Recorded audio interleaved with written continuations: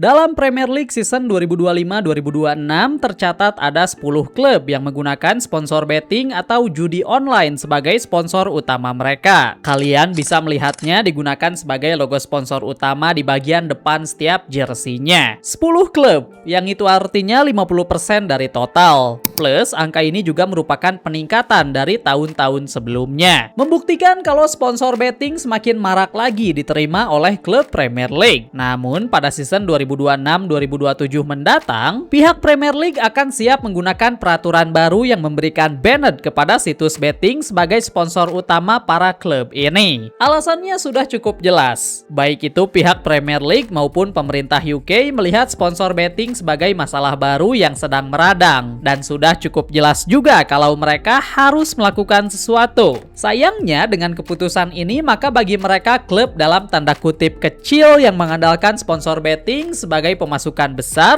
maka mereka harus berpikir ekstra untuk mencari solusi lain. Mari kita ceritakan pertarungan antara Premier League melawan judi online.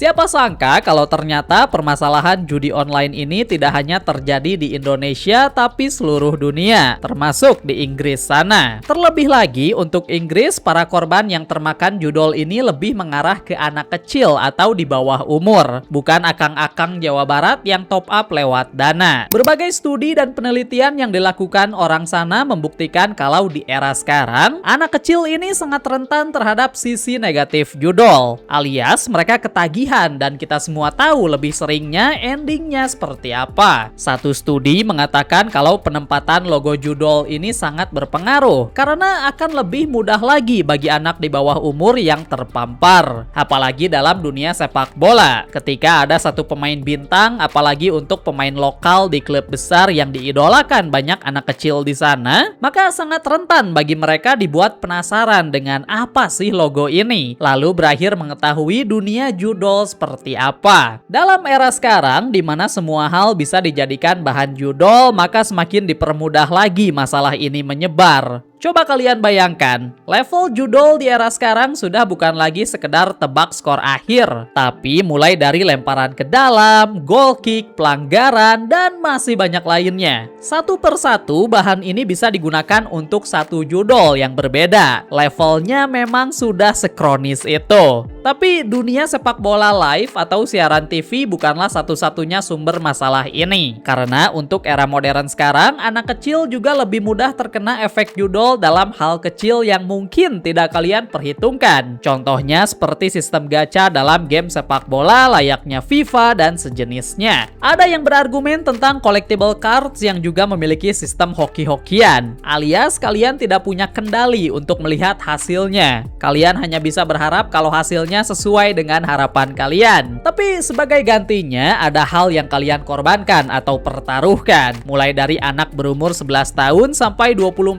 tahun yang sudah mulai masuk ke era dewasa. Laporannya mengatakan kalau judol ini saking meradangnya di UK, mereka memiliki catatan hutang untuk 3 juta orang lebih yang pusing terlilit hutang berkat judol, memberikan dampak yang signifikan juga terhadap ekonomi di sana. Permasalahan judol ini terbukti membawa dampak yang sangat negatif. Dan tentunya sebagai pemerintah yang punya pikiran, mereka harus melakukan sesuatu. Salah satunya dengan meminta langsung kepada pihak Premier League untuk mengurangi penggunaan sponsor judol mereka. Pemerintah UK merasa kalau Premier League punya pasar yang sangat besar, sehingga memberikan pengaruh yang signifikan terhadap penggunaan judol ini. Awalnya, pemerintah UK ingin memberikan ban total kepada penggunaan sponsor judol. Tapi sayangnya, permintaan tersebut terlalu sulit untuk dipenuhi. Karena melihatnya dari segi ekonomi atau finansial para klub, mereka tentu keberatan jikalau harus kena ban total. Tidak semua klub bisa mendapatkan sponsor non-judol dengan harga yang besar. Bahkan sebaliknya, Alasan kenapa mereka menerima sponsor judol karena memang tawarannya yang besar. Dari data yang berhasil kita kumpulkan, Aston Villa keluar sebagai klub dengan penawaran paling besar karena dari sponsor judolnya, mereka bisa mendapatkan sekitar 20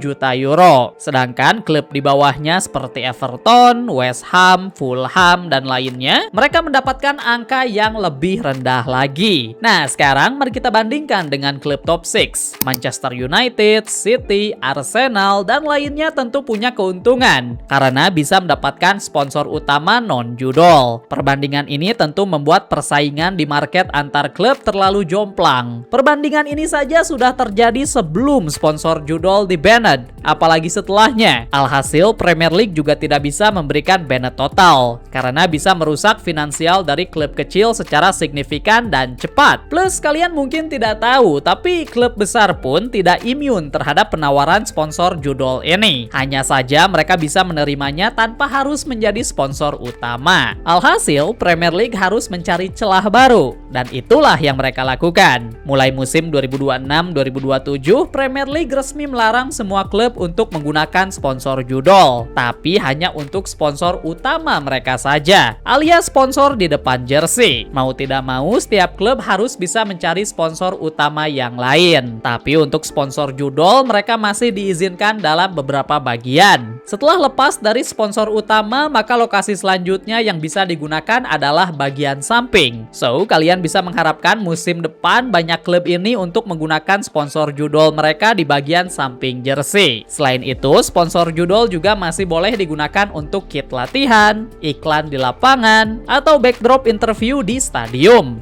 atau konten di media sosial yang khusus, alias konten khusus promosi brand tertentu. Lewat perpindahan lokasi sponsor ini, para analisis memprediksi kalau nilai sponsor samping jersey akan meroket, karena walaupun tidak digunakan sebagai sponsor utama sekalipun, para brand judol ini masih akan tetap menawarkan harga tinggi. Bukan hanya tentang pembatasan sponsor judol, pemerintah UK juga siap memberlakukan peraturan baru mulai musim depan. Peraturannya adalah setiap brand judol yang ingin menjadi sponsor klub di UK, maka mereka harus punya izin operasi dulu di sana. Sebelumnya ada banyak brand yang tidak punya izin operasi ini, utamanya mereka brand judol dari Asia. Kalian bisa melihat contohnya dari brand yang digunakan oleh Wolves atau Bournemouth. Alhasil, brand ini bisa mendapatkan cuan dari ekonomi UK, tapi sebagai gantinya pemerintah UK tidak bisa mendapatkan cuan dari hasil cuan mereka. Nah, mulai tahun depan, semua brand ini harus terdaftar dulu di bisnis UK sebelum mereka bisa menjadi sponsor klub. So, at least dengan adanya regulasi baru ini, at least ada sedikit keuntungan yang bisa didapatkan pemerintah di sana. Tidak sepenuhnya merusak bukan hanya ekonomi, tapi generasi masa depan mereka juga. Semua ini pastinya akan memberikan dampak yang sangat besar kepada finansial setiap klub kecil di Premier League. Tapi garis besarnya masih mengarah kepada tujuan yang positif. Karena Premier League berharap kalau keputusan ini walaupun terdengar keras di awal, tapi untuk endingnya di beberapa musim kemudian, mereka bisa membawa dampak yang positif. Mengurangi angka masalah judol di UK, dan dari sepak bolanya sendiri, Premier League berharap kalau sponsor klub ini tidak lagi didominasi oleh satu jenis saja. Sekarang brand dari teknologi, travel, dan lainnya diharapkan bisa menjadi wajah baru untuk sponsor utama setiap klub yang bermain di sini. Cukup lucu memang karena niatan dari Premier League di sini sangat bagus, tapi selalu saja ada halangan baru yang membuat semua proses ini dipersulit lagi.